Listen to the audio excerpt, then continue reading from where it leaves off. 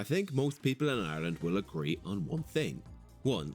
The Temple Bar is an overrated tourist trap that doesn't even sell a good pint. And 2. Ireland's standing of driving is well and truly on the floor. So with this in mind, I asked the people of Reddit what driving moments absolutely set them off in a fit of rage. After a few days, I got well over 70 comments, all with new and some shared opinions. So in today's video, I have compiled the best ones based on popularity and general annoyances. So here are your biggest car pet peeves. Now let's get started. Starting off with the one-offs. I noticed a few unique takes I didn't really consider beforehand. Here Hyundai's and Kia's strange car designs were mentioned, with strange locations for their indicators and generally looking like ass. Although beauty is in the eye of the beholder, the new Kona's indicator location is strange to be fair, as is the rest of the car's exterior. The people of Galway also got to talking, calling out people who skip the queues, made by people who, like myself, have experience driving down the docks. The annoyance is pointed out on the right hand lane past the traffic as you then try to push in at the Palace Boojum Junction. Or if you're a long time subscriber of my channel, this is known as turn 2 of my Galway F1 track. I also see this on the N7 and M50 turnoff, so as it's not just an occurrence in the west, it also gets a mention. Rental car drivers also got a special mention, being compared to a weaponized hazard. One commenter reported that they witnessed a single driver running 3 red lights, turning right across oncoming traffic, and generally acting as if the rules are for other people. If you are on holiday, then I would give some slack, but if basic road rules are identical worldwide and you're still not abiding to them, then you may want to take the bus next time. A massive pet peeve of mine that I can relate to is that people who treat their cars like portable bins. Their car's boot is not an external closet for school bags, 100 coats, empty cans of Coke and Monster, and other miscellaneous crap. It makes you look like a massive slob, and it is quite the red flag of mine. However, it nearly isn't as bad as someone who brings food or drink into your car and then leaves it in your car. Take the trash out with you, you pig. We even had a bus driver comment, "We really appreciate your services." They added that this necessary grievance is that when taxi drivers who full on park in bus stops with their hazards on, and they just shrug at you when you call them out. Bus stops are for buses, no one else. We even had a parent share their peeve, describing ways of protecting their car from kids kicking balls, kids putting shoes on back seats, kids swinging bags, and even people parking next to them in an empty car park. I relate to this one a lot as my lovely Mark 7.5 GTI has been a victim to inconsiderate children. This has also expanded further to car shows and meets, where kids are let loose, touching and feeling cars like they are a perverted Hollywood producer, potentially damaging priceless artwork and making their owners never want to take their cars out again, ruining the fun for everyone. If you are bringing your kids to car shows, that's great, it helps them get interested in the hobby, but just make sure that they respect other people's cars, especially when they're young, as they will carry this to an older age. I was taught this as a kid, so I imagine you should be able to teach your kids too. Common enough to be recognisable, but niche enough that they weren't an everyday occurrence for every single driver. Diesels for short journeys were mentioned. Many years ago in Ireland, the government pushed us to buy diesels. Then diesels turned out to be bad for Mother Earth, so we were discouraged. But we've since become obsessed with them, even for people who drive for 15 minutes 3 times a week. And then they complain that they have to buy a new diesel particulate filter every 2 years. Diesels are great for long commutes, such as an hour-long 5-day-per-week commute. But if you're only doing short drives, save money and either get a petrol, a plug-in hybrid, or even go fully electric. You probably won't regret it. Poor lane discipline received 2 mentions, and honestly it deserves more. Drivers who drift off into other lanes, such as when a bus lane starts, or crossing into the white line, it has me believing that there are people under the influence behind the wheel, as they swerve to just about stay on their side of the road. This could also be expanded to people who just hog the right lane when they're not overtaking when they're on a motorway or a dual carriageway in general. It can be very frustrating and cause traffic. Poor modifications and yellow plates got a niche mention, but most car guys will agree with these. The trivial gripe of pointy fake M-style mirrors on non-M BMWs, upgrading to cheap fake wheels, and shockingly, Irish Republic cars getting fitted with yellow UK-style registration plates. And don't even get me started on the gel plates. Like what the f***? they're fugly, illegal, and you're not in the UK. This gets me irrationally irritated. Are you tired of your car being too old and not having CarPlay and other cool features? Then you should consider the CarPod Go T3 Pro. Using my affiliate link in the description below and using the discount code The Ferrari Guy, you can get $50 off your order. Thanks again to CarPod Go.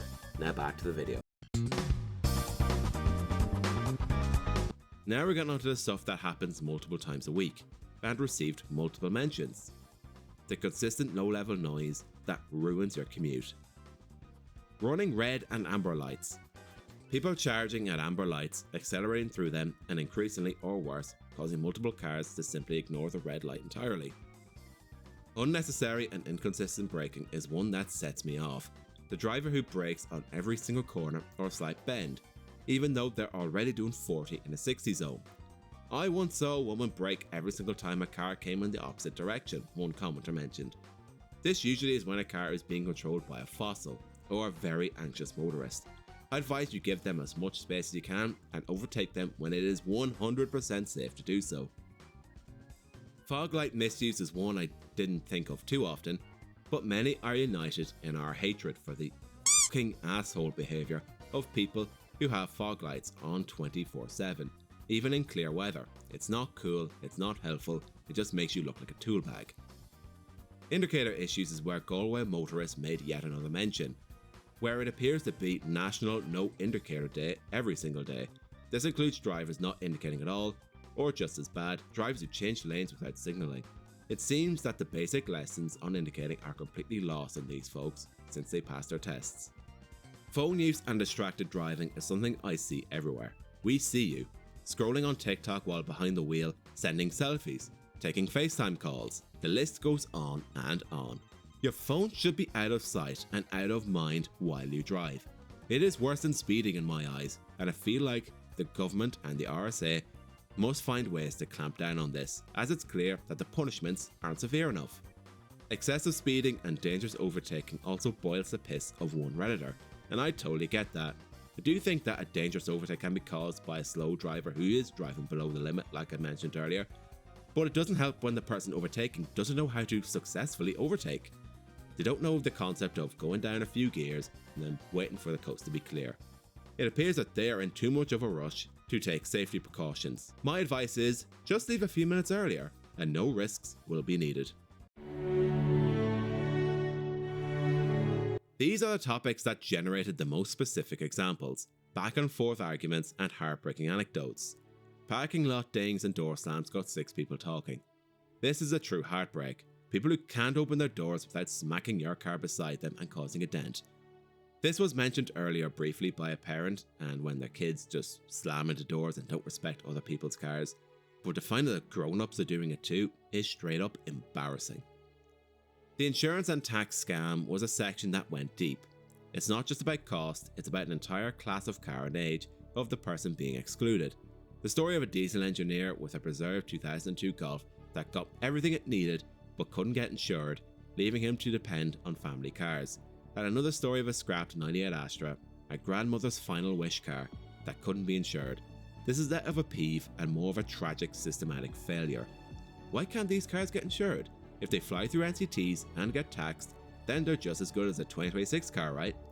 Although vintage insurance could have been an easy option here, you do need another car to get that cover, something that most of these motorists can't justify. Tailgating got people talking as well. The grievance had 2 fronts. First, the tailgaters flashing their lights when they can surely see the long queue of traffic in front of them. And secondly, the inverse. People who fill any small little gap that they can find, whether they're trying to embrace their inner Ayrton Senna or they're just being inconsiderate, especially when it's your safe stopping distance, and they just slow down to leave a gap to the car in front of them. Lighting issues and headlights misuse cause someone to say, "No lights in the wet drives me crazy." The specific terror of people in the passing lane of a motorway in misty conditions with only front daytime running lights, or none at all, making them invisible until you pop out of the road spray. Also mentioned were modern LEDs, or worse, cheaper aftermarket ones that are just blinding suns, changing a clear night to suddenly. Slow and inconsiderate speed was a powerhouse complaint. This is the driver who does 60 in an 80, followed by 60 in a 50. But the real villain? The driver who maintains a really inconsiderate speed, and then by magic, they find the pedal and then do the speed limit on higher or fewer stretches of the road where you can overtake them. We don't understand it. It has to be on purpose, but why? How about you just do the speed limit all the bloody time? And finally, here we have the undisputed champion of Irish driving grievances, the roundabout. This was less of a category and more of a collective scream of frustration. The complaints weren't just general, they were battlefield reports. Comments such as, if people used roundabouts correctly, we'd make such an incredible amount of progress as a society. Roundabout rules seem to be forgotten, as people cutting across your lane on the roundabout without looking, people who ignore the road markings and just take the shortest distance, or people who use the inside lane to take the second exit. This was also why I even made this video in the first place.